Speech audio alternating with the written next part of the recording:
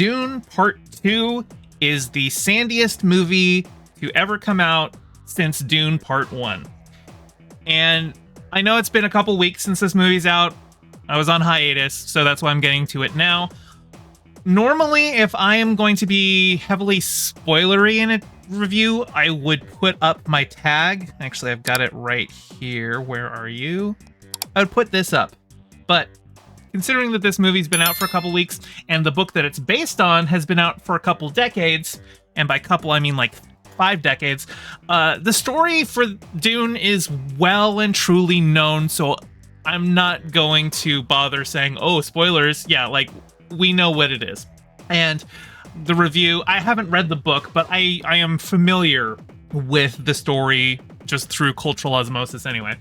So I can kind of talk about it from there. The film, as Denis Villeneuve focuses it on, is like primarily talking about the ways that religion is used to control people. And he does that primarily through Zendaya's character Chani. Now, the first movie I noticed, because I rewatched the first movie right before Dune Part 2 came out, just in prep, so I had everything refreshed in my mind. And in the first movie, I noticed that there was kind of like a dual protagonist structure, where obviously Paul's the main character, but also Jessica.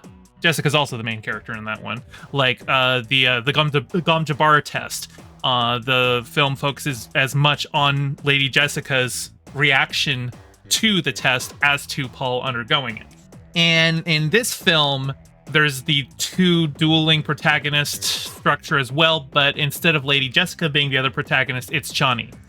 And it's my understanding that in the book, Chani is not like a non-believer. She's not a skeptic in the whole, the prophecy of the Lisan al-Gaib and all this stuff that the Bene Gesserit have been seeding Arrakis with. But Denis Villeneuve set out to make Chani be the skeptic character, the character who basically explicitly tells the audience that the Quetzal Haderach, the Lisan al-Gaib, is bad. That she talks about how when you tell people that a Messiah is coming, they will wait hundreds of years for him to arrive rather than take control of their own destiny. And a big part of her relationship with Paul is that even though she recognizes that a lot of people are latching onto him as this Lisan al-Gaib, that he seems to reject it. He's been given a vision of what would happen, and he doesn't want that. And so she feels like confident enough that even though there are Fremen who are following him because they see him as this religious icon, that's not his goal. So I'm very interested to see what they do with Dune Messiah, because, well, I mean, Paul kind of totally screws her over and, accepts the mantle of Lisan al-Gaib and goes and makes his religious and political moves and stuff like that. Like, I understand why they changed the character of Chani here, because, like, Frank Herbert wrote Dune Messiah specifically because not enough people recognized that Paul was actually not a good person in the first Dune. He had to be like, okay, no, I have to actually show the results of what happens with this Messiah figure. That and it's like purposeful. Like, he wrote Paul Atreides to be a hero, to show that it's not just bad people with power that cause problems, but it's power that causes problems. Having people have this kind of power itself, even with the best of intentions, that's the problem. And there's I saw the movie with Demon Mama, and she's more familiar with the story than I am, but Demon Mama was pointing out certain things that the film was like missing out on, and how it's going to cause problems for them later on. Like, for instance, the Spacer Guild is a big part of the book, but they're just non-existent in the films. All we know is that, the Spacing Guild uses spice to navigate the cosmos, but we don't see them at all. And so there are certain story elements that rely on them that are kind of just glossed over. Like, for instance, everyone believes that the south of Arrakis is uninhabitable. And I guess in the book, it's explained that the Fremen have been bribing the Spacers Guild to lie to the Empire and say, oh yeah, no, nobody lives down in the south of there when there's like millions of Fremen there. In this film, it's just they're like, oh no, Arrakis is uninhabitable down there. Of course nobody's down there. And that's just kind of their own incompetence that leads them to not realize that there's a whole army of Fremen soldiers ready to go to war on Paul's command. Leftist Alice says, I think the Spacing Guild will be expanded on in Messiah. It has to, because the story as it's going to develop, it will require them to show up. And I imagine the movie will probably spend a lot of time building them up because, well, they haven't been there. But also, like, because the Spacing Guild is not really featured in these films, the importance of spice isn't ever really fully hammered home. It's like I don't even think they say in Dune Part 2 that spice is required for space travel. I think they say it in the first movie, and I think it's mostly said in like a text blurb at the beginning of the movie. But they don't really focus too hard on that. So without that, like if unless you're paying that close attention, when Paul threatens the Emperor by saying that he is going to stop the production of spice on Arrakis, it doesn't really sell that what Paul is saying is, I will destroy the Empire. Because without space travel, you can't maintain the Empire. So that's what he's threatening, and it doesn't really sell it there. It, like, you know? So I would have liked them to focus more on that. But Javier Bardem as Stilgar, I think, he did such a good job in this film. Because, like, in the first movie, he's far more of, the leader type. But, and like I said, I saw it with Demon Mama, and she posted an excerpt from the book where Paul notices the point where Stilgar goes from being a friend and a leader to becoming a religious fanatic, and how it has lessened him as a man.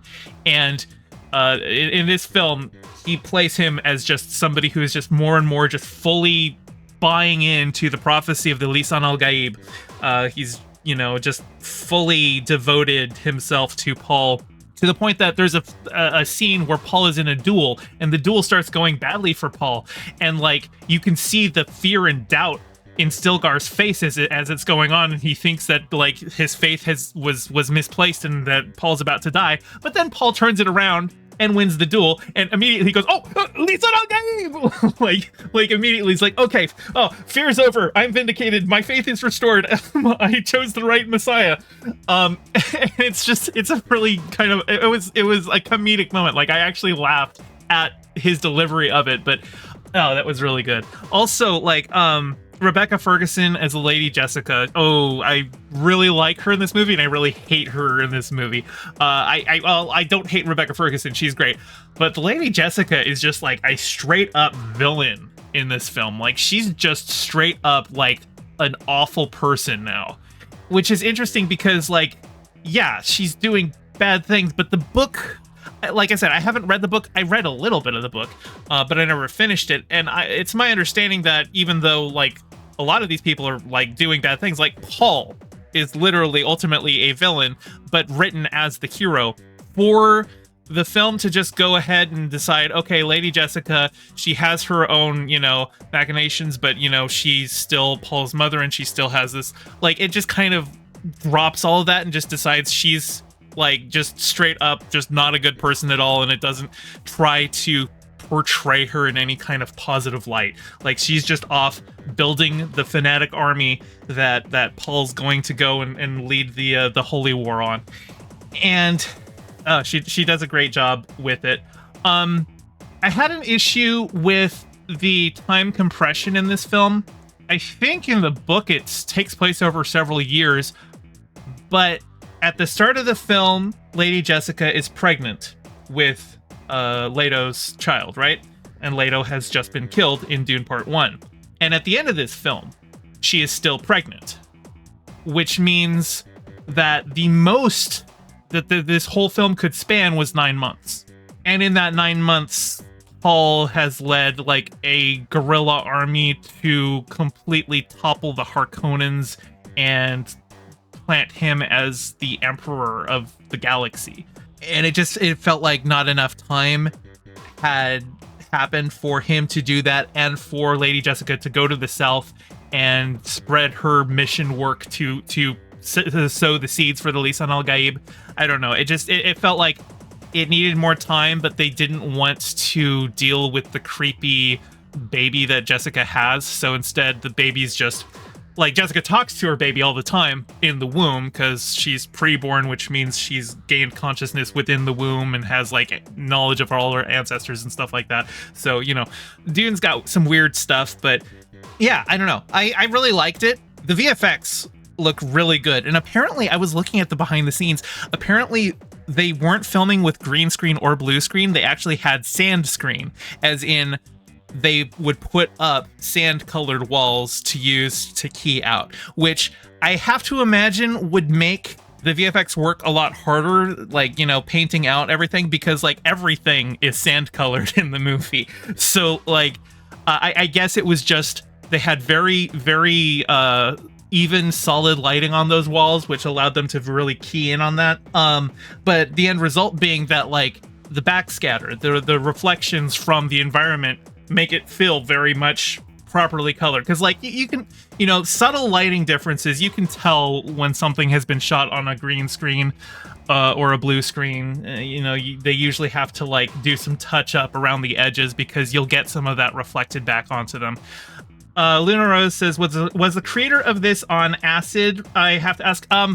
No, I don't think Denis Villeneuve is very much a psychedelic kind of a director. Like, and I know that was a complaint that Demon Mama had, was that Dune is a very, like, the spice is, I think she described the spice as like, it was like Xanax instead of LSD. And I don't want to just, you know, ape everything that she's saying. We were talking about it after we saw it, so just some of the things that she said to me, I'm just going to bring up here, but I really enjoyed it. And like I said, with the VFX, there's this really cool shot of the Emperor's ship arriving over Arrakeen, which is the capital city, and like his ship is like, it's got like a mirror finish to it, so as it's flying over the surface, you can see the entire surface of Arrakis just reflected in it. And it's a, you know, it's a CGI shot, but it's done really well. It's like I was really admiring the work that went into it. It doesn't look like a VFX shot. Like it doesn't have the signs is like, oh yeah, okay, of course. Everything feels very real. Everything feels like it all exists in it. And I've always been a fan of Denis Villeneuve's cinematography. All of his films have a really good style that kind of like grounds you in these vast landscapes, like the way that in Sicario you get those big helicopter shots as they're like driving along the border and everything like that, that just kind of makes the environment feel oppressive. Or like in Arrival, when you have all of the foothills surrounding the alien spacecraft and the big shots there, and just Arrakis just feels like this huge place but like a place that actually exists, and I really, really like it. Left to Style says, Denis' VFX team is always on point, never feels like a video game. Yeah, no, like it's so good. Honestly, the stuff that looks the most glaringly obvious CGI is the ornithopters, and even those look amazing.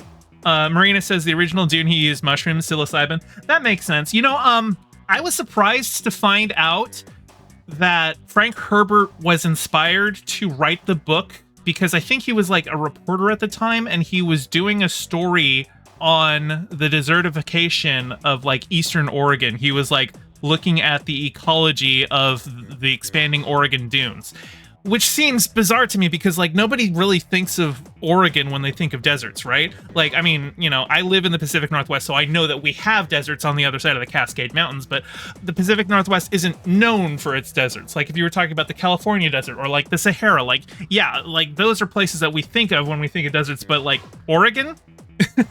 the place where everyone gets their lumber.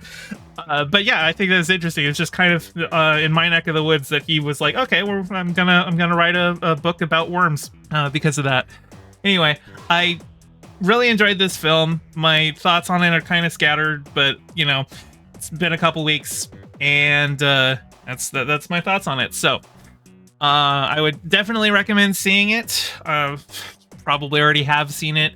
On one last thing that I'll leave you with is that I really wanted to get the worm popcorn bucket, but AMC didn't order enough of them and they were all gone by the time I went to see it. I had seen them available for sale in the weeks leading up to it, but I was like, no, I'm not buying it just for some random thing. I want to buy it when I go see Dune, but I should have bought it before then. Kirim says, I'm a movie of the year so far. Well, the year is still young. We've got 9 more months in it. We'll see what comes out this summer, but yeah, I quite enjoyed it. Hey, thanks for watching. Your view means a lot. Don't forget to toss me a like and subscribe and ring the bell. And drop a comment below telling me what you thought of the video. I stream Mondays and Fridays at 5 p.m. Pacific, so catch me live and join in on the convo. You can find all my socials in the description below, and thank you to all my patrons with a very special shout out to my Whale Shark tier patrons Ryan D and James Knight, and my Anemone Friend tier patron Piftle Cakes. Your support means the world. Catch you next time.